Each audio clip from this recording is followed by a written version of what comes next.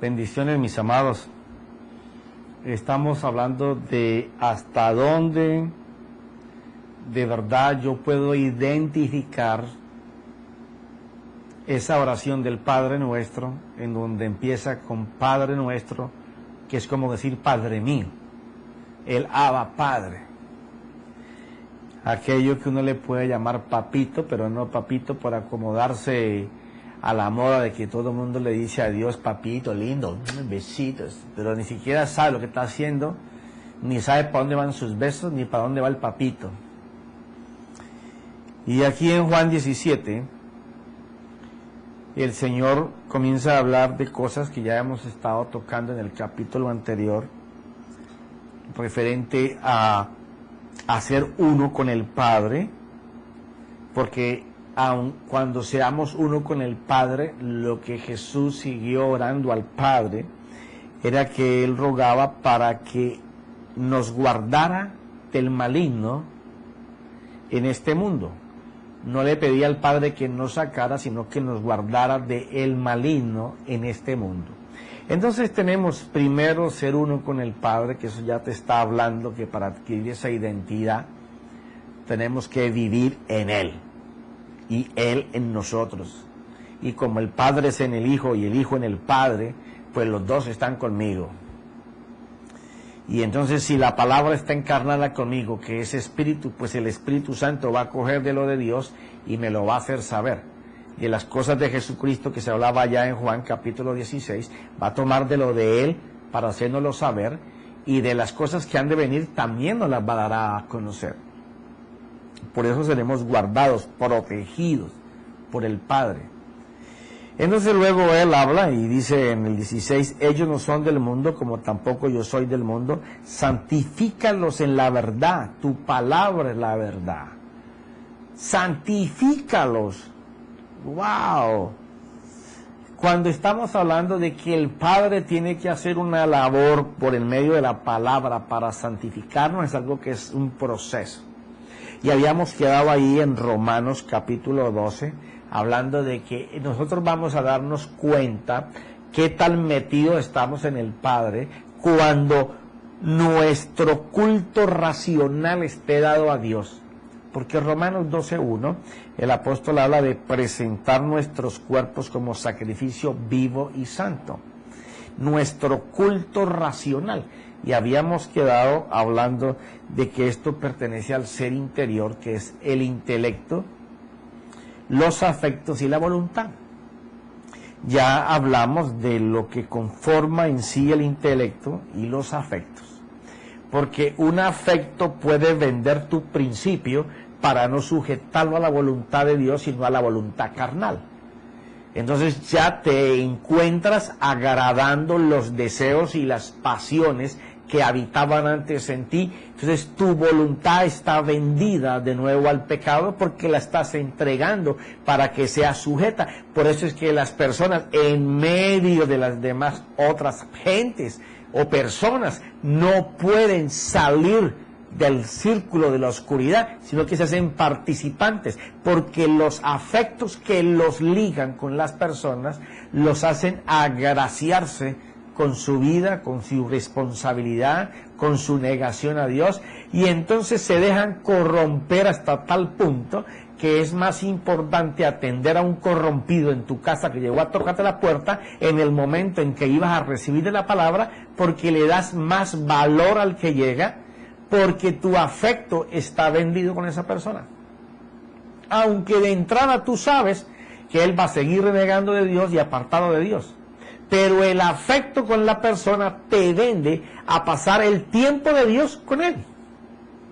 Entonces no podemos hacer un culto racional, porque aunque tenemos el conocimiento de Dios, conocemos que esos conceptos, esos principios de Dios cambian la vida de uno.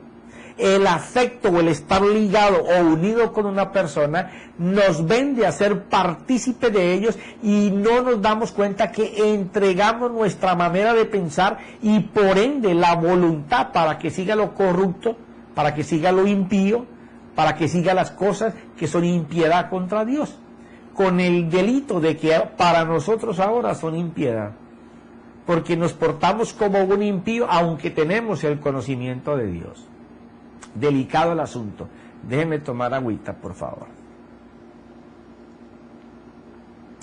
Ahí podemos ir a las palabras que decía el apóstol Pedro en la primera carta, primera de Pedro, versículo 13.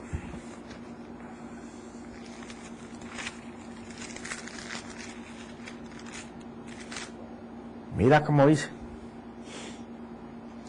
Porque aquí lo que habla cuando dice que, por tanto, ceñid vuestro entendimiento para la acción, para hacer, para operar. Recuerda que la sabiduría lo que va a enseñar es una manera de hacer, de operar el entendimiento que se tiene sobre un conocimiento. Entonces, lo que el apóstol está hablando es que ciñamos, que ajustemos nuestro entendimiento, siendo moderados, sensatos, con cordura, con balance, conservando el principio de Dios delante y primero que todas las cosas. Si nosotros empezamos a darle el valor al principio, el Espíritu Santo nos va a empoderar.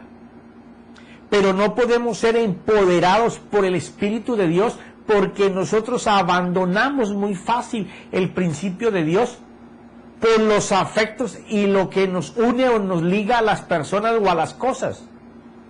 Una persona se desliga de un principio de Dios que le va a cambiar la vida por ligarse a un programa de televisión, a una serie de televisión, a un libro corrompido, a una internet basura, a personas que hablan mal, que piensan mal, que actúan mal, por estar de farra un momento o satisfaciendo los placeres de la vida.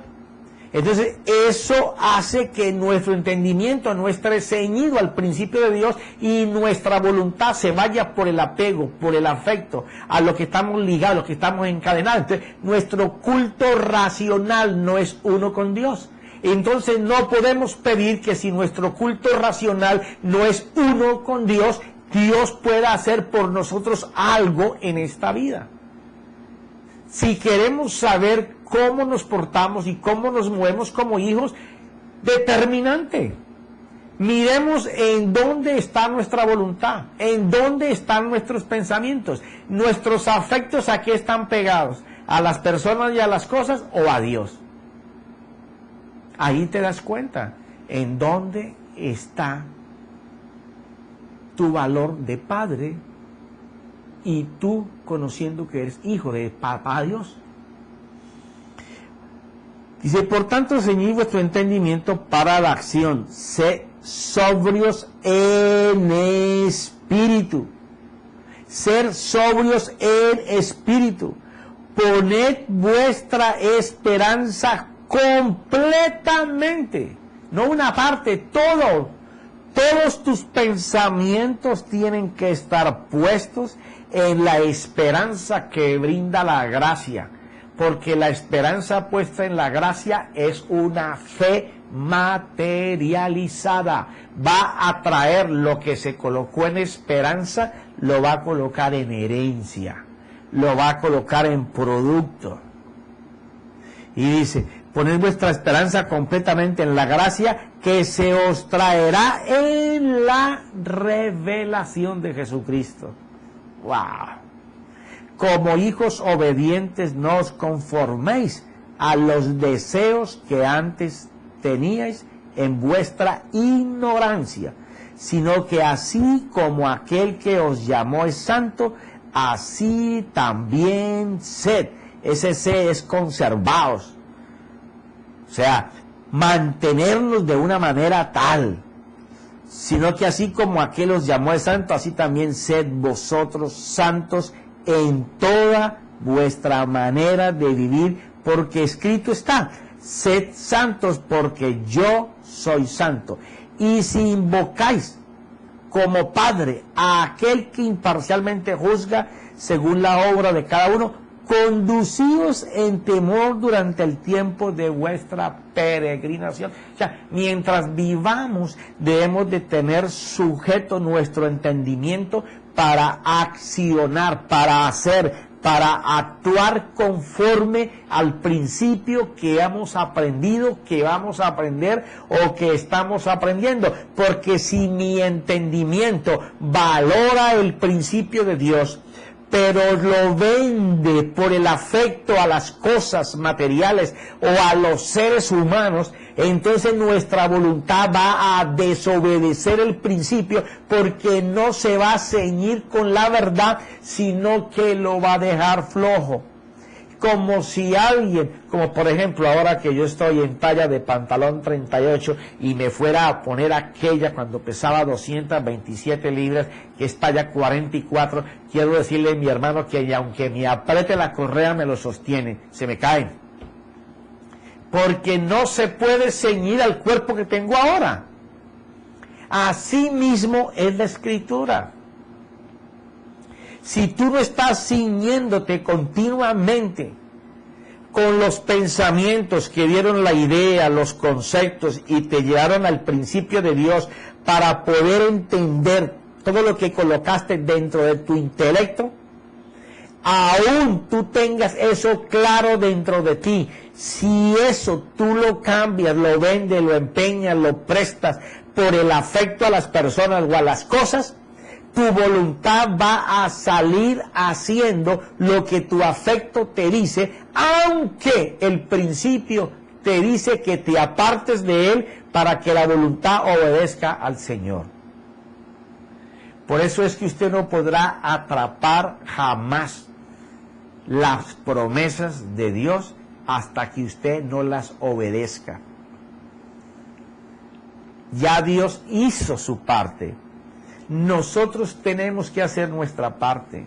Pero ¿cómo vamos a hacer la parte si aquel mismo que nos dijo a nosotros que nacíamos de la palabra y del Espíritu, un nuevo nacer, una manera diferente de ver la vida, una manera diferente de ver el futuro, el presente, de poder ir hacia adelante pensando que lo que va a pasar mañana, yo no sé qué es lo que va a pasar, puedo presumir según lo que tengo, que mañana voy a hacer tal cosa o me va a pasar tal cosa porque voy en camino hacia allá.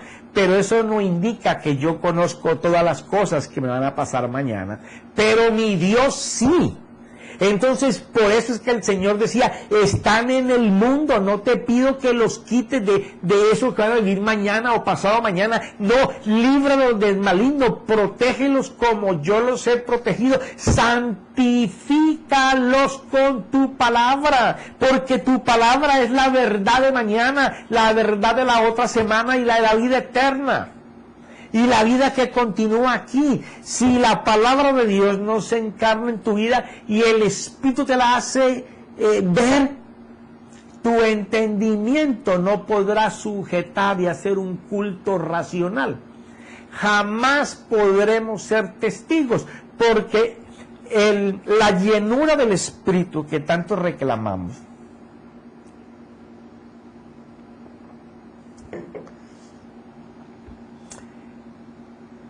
la llenura del Espíritu no es otra cosa más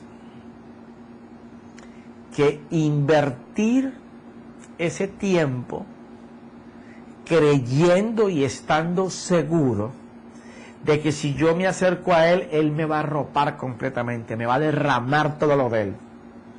Pero hay gente que quiere la llenura del Señor, pero no oran certeramente, eficazmente, no leen y meditan la Escritura como debe de ser, no ciñen su vida para obedecer según el principio de Dios, y entonces quieren la llenura del Espíritu.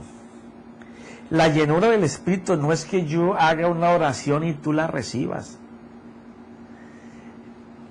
Se lee en la Biblia cuando los apóstoles le decían a gente que andaban buscando de Dios, que ellos se encontraban con estas personas y les decían, ¿recibiste el bautismo del Espíritu Santo? No, recibí el bautismo de agua solamente. Pero era gente que estaba buscando de Dios y le decían, ven acá, yo voy a orar contigo para que el Espíritu Santo de Dios te llene.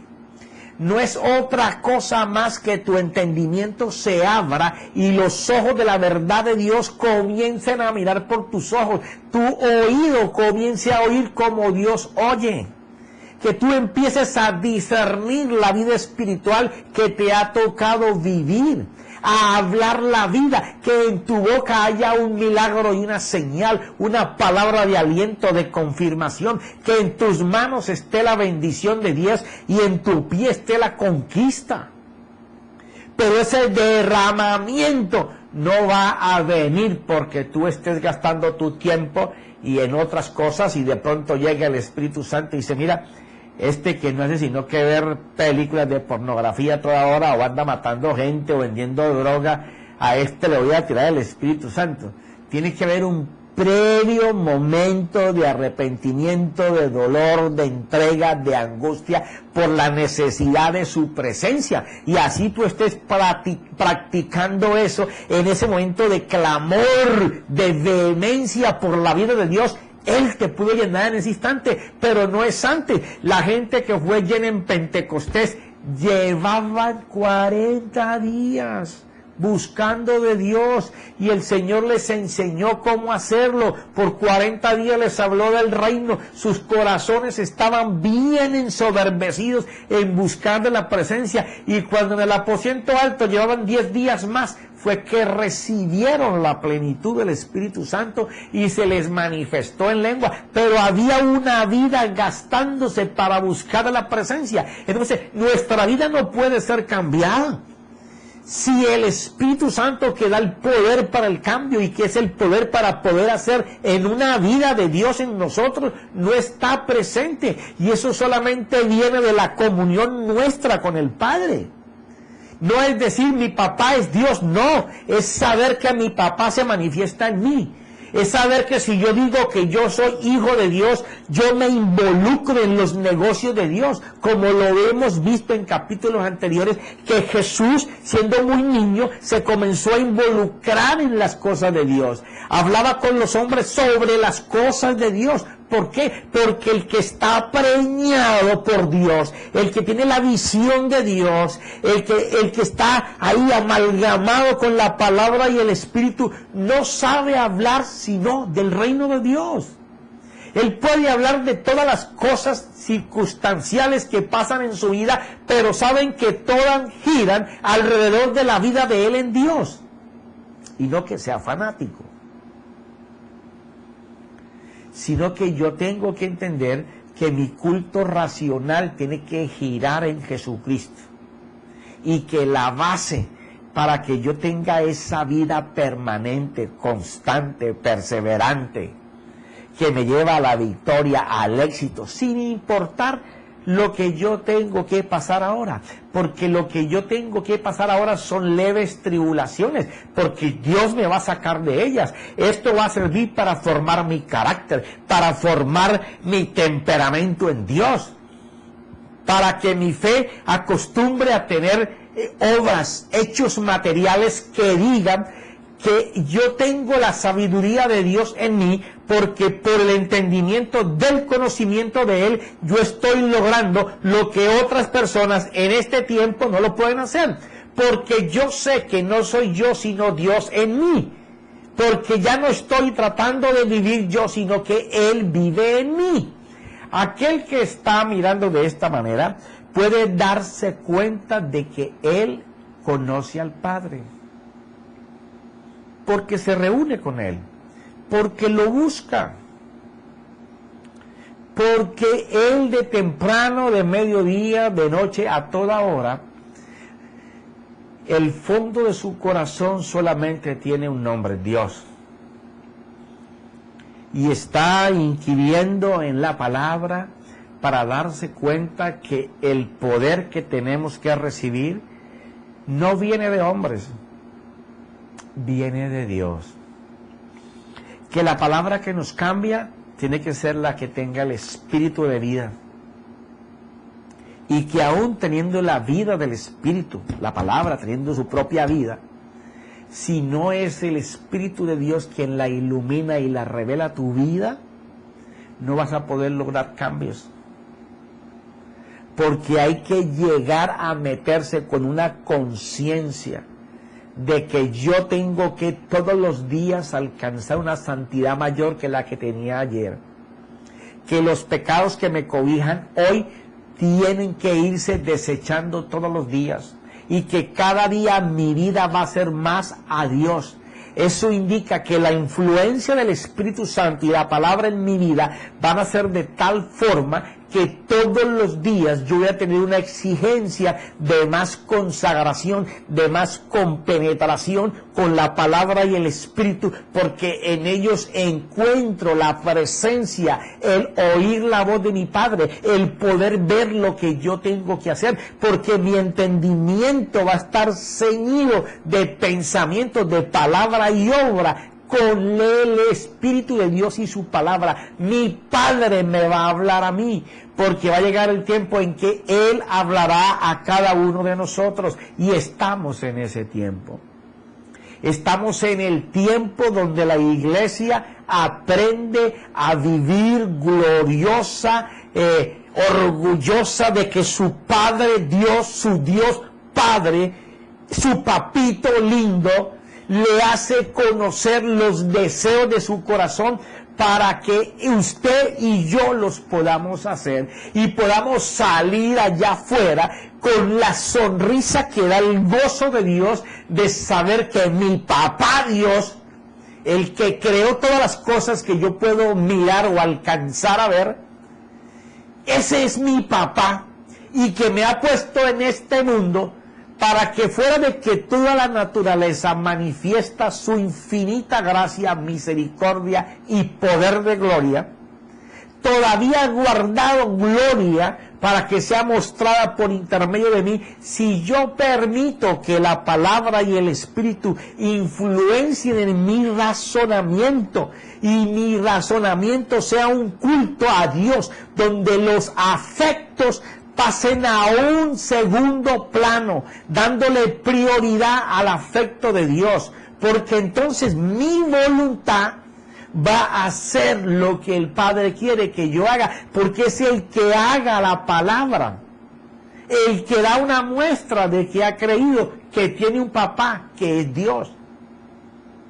Así de fácil. Ahora, ¿qué es lo que es difícil?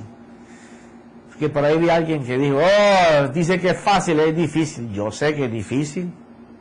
A mí me cuesta disciplinar mi mente para que no piense en lo que ella quiere, sino que el parámetro sea una palabra de Dios. Para eso he tenido que apartarme de las cosas que me apartaban de la vida con Dios. Porque lo que yo quiero hoy en mi vida es pertenecer a la vida que Dios separó para mí. Por eso todo lo que no genere vida de Dios no me interesa. A lo mejor a usted le interesa, a mí no. Porque yo he entendido que no hay cosa más importante que yo tenga el afecto de mi Padre Dios. Porque teniéndolo a Él va a colocar a mi lado las personas que me van a hacer el resto de mis días felices. ¿Para qué yo quiero más? Si con eso lo tengo todo. Bueno, mis hermanos, quiero unirme con ustedes en la siguiente oración. Una oración en donde seamos capaces de pactar. Porque mi Dios es un Dios de pactos. Pactar con Dios es decirle, mira Señor, yo me arrepiento de haber hecho lo que estaba haciendo porque estaba apartándome de ti, pero lo que voy a hacer ahora es para estar pegado a ti, Señor. Por tal razón yo pacto en este día, Padre, en el nombre de Cristo Jesús, aquel nombre que me liga contigo, a que yo voy a estar en este mundo dejando que mi intelecto, mis pensamientos, mis ideas, mis principios no sean torpedeados ni estorbados por los afectos a las personas o a las cosas. Que el perro no me quite el tiempo que tengo que estar con el Señor. Que el vecino no me quite el tiempo que tengo que estar con el Señor. Los hijos, la esposa, el trabajo, tantas cosas que nos pueden apartar del afecto del tiempo de Dios. Y no es que te esté diciendo que te metas en una montaña y te apartes de todo. Es que tú sepas cuál es el tiempo de Dios. Padre, me uno con todos mis hermanos allá al otro lado de las cámaras, pactando, Señor, porque tú hagas en nosotros como tú quieras. Que tu principio no sea estorbado por ningún afecto para que mi voluntad pueda seguir tu principio. Padre Santo, que tu Espíritu Santo me redarguya en cada momento y en cada tiempo para solo seguir lo que tú tienes programado para mi vida. En el nombre poderoso de Cristo Jesús. Amén y amén.